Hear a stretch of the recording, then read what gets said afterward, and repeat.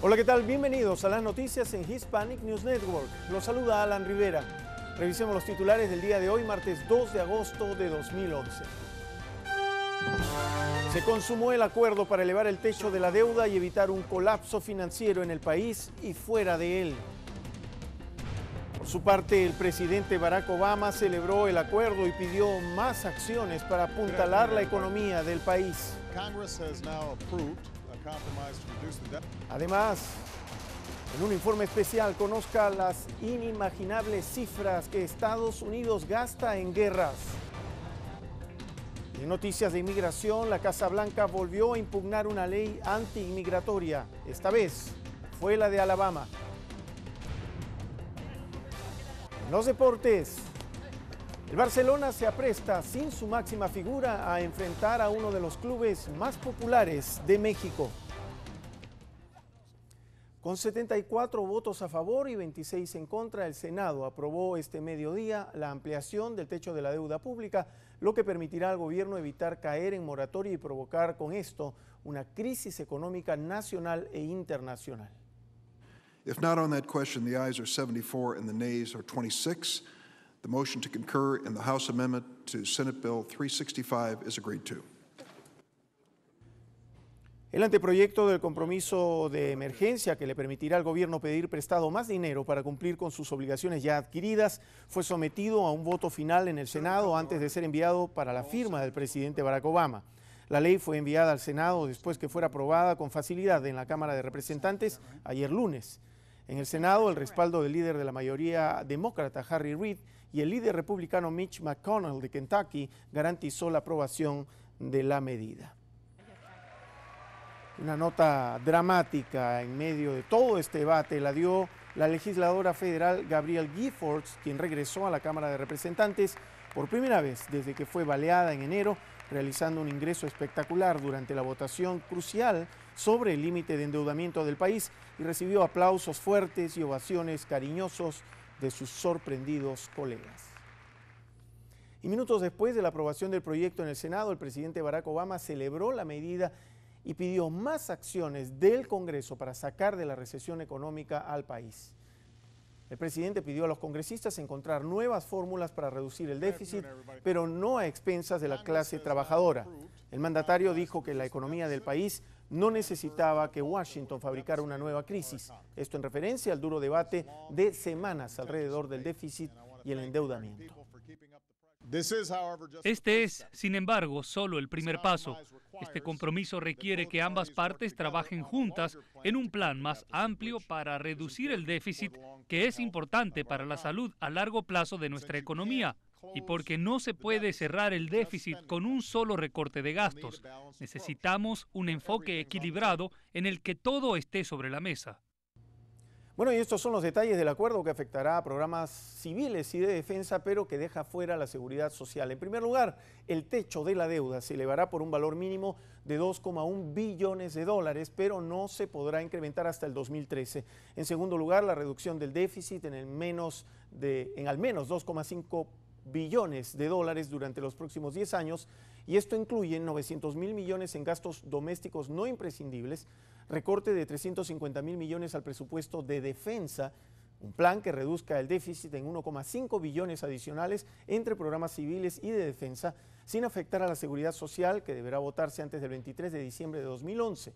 Tercero, un comité bipartidista debe proponer una reforma fiscal para poder aumentar los impuestos y proponer cambios a programas sociales. Y uno de los rubros que más gastos significa en el presupuesto de los Estados Unidos es sin duda el de defensa. Y es que el país gasta en guerras y recursos bélicos la mitad de lo que gasta todo el mundo en ese rubro.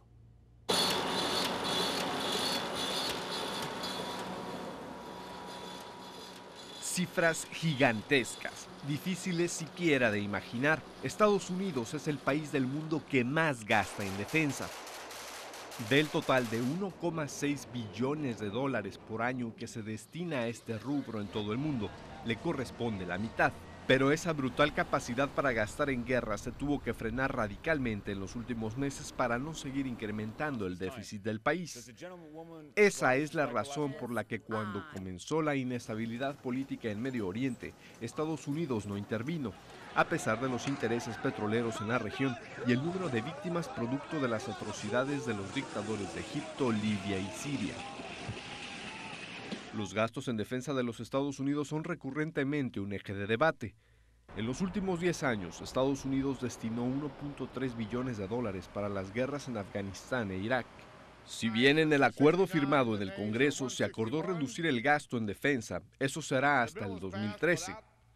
En el presupuesto del 2010, los gastos de guerra representaron el 20% del total y hasta un 4% del Producto Interno Bruto del país. Por razones políticas y fiscales, el presidente Obama hizo de este tema uno de los ejes de su gestión y anunció el retiro de las tropas que recién pudo iniciar hace un par de meses. Con la mira puesta en su reelección en 2012, pero con un peso de 9% de desempleo, muchos comenzaron a preguntarse si valía la pena gastar 120,000 millones de dólares por año en Afganistán, incluyendo esta cifra, planes de promoción de empleo para los extalibanes. Pero paradójicamente, desde la llegada de Obama al poder, los gastos en las guerras se incrementaron aún más. En el 2011, Afganistán demandó 118,600 millones de dólares contra 14,700 millones en el 2003. Y si se compara el total del gasto militar, la cifra aumentó un 81%, llegando hasta 698,000 millones en el último presupuesto.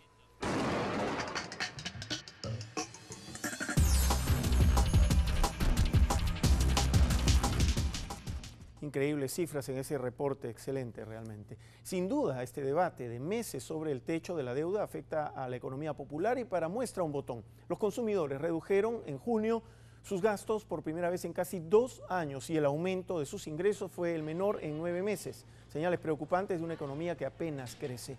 El Departamento de Comercio dijo hoy que el gasto de los consumidores cayó un 0,2% en junio.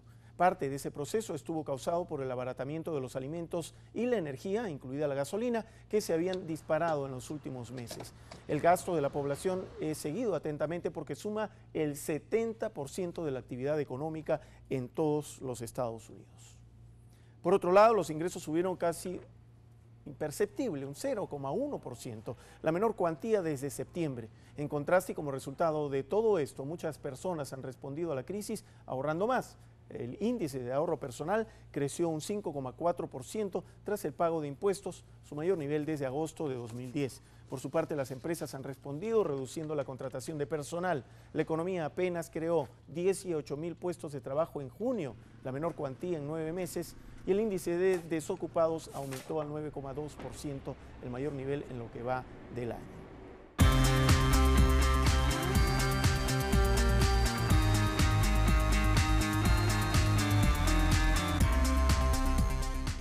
Cambiamos de tema, hablamos ahora de inmigración. La Casa Blanca volvió a impugnar una ley que persigue a los indocumentados. Esta vez el turno fue para la HB 56 de Alabama, la que según sus críticos genera odio racial y discriminación contra los inmigrantes, tengan o no autorización legal para vivir en el país. La norma que debía entrar en vigor el 1 de septiembre es similar a la aprobada en Arizona el año pasado, cuando se inició un debate nacional. En la demanda presentada en la Corte Federal de Birmingham, el Departamento de Justicia argumenta que la de Alabama es incompatible con la ley federal y mina las prioridades migratorias federales. Además, advierte la querella, la ley estatal amplía las posibilidades de que la policía local encarcele a inmigrantes por varios nuevos delitos migratorios que no existen en la ley federal. La norma es considerada una de las más drásticas de su tipo en todo el país. El año pasado, el Departamento de Justicia obtuvo una suspensión judicial preliminar contra una ley de inmigración en Arizona igualmente severa. La disposición legal de Alabama también considera delito que los inmigrantes sin autorización para estar en el país reciban deliberadamente techo o transporte, condenándolos así a no poder alquilar o comprar vivienda y a no poder transportarse a ningún lugar. Los empleadores de Alabama, según esta ley, deberán además examinar una base de datos federal, el famoso E-Verify, para determinar si los nuevos trabajadores tienen permiso para vivir en los Estados Unidos.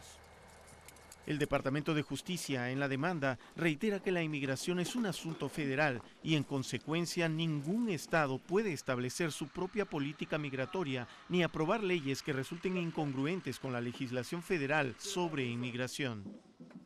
El departamento citó además las palabras del jefe de la policía de Birmingham, quien dijo que la ley desviaría los escasos recursos locales para aplicar esa ley inmigratoria. La HB 56 es también rechazada por otros sectores.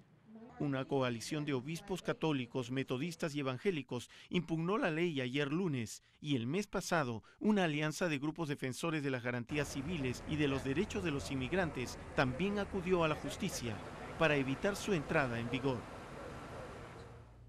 Y ahora cambiamos de tema. La Guardia Costera interceptó en el oeste del Caribe un submarino semisumergible que transportaba nada menos que 6.800 kilos de cocaína por un valor aproximado de unos 180 millones de dólares. Estas son imágenes en donde se observa el momento en que la Guardia Costera de Estados Unidos intercepta un submarino semisumergible que transportaba unos 6.800 kilos de cocaína con un valor aproximado de unos 180 millones de dólares en el mercado internacional. Este submarino autopropulsado, que fue interceptado el 13 de julio pasado, suele utilizarse para el transporte ilegal de narcóticos en el este del Pacífico y se trata de la primera interceptación en el Caribe de este tipo de nave. Durante la operación de captura, el submarino artesanal se hundió, aunque se pudo recuperar la citada cantidad de cocaína. Construido en la selva colombiana controlada por las Fuerzas Armadas Revolucionarias de Colombia, FARC, el submarino medía menos de 30 metros de largo y contaba con una tripulación de entre 4 y 5 personas, con una capacidad de carga de 10 toneladas métricas y 8.000 kilómetros de recorrido.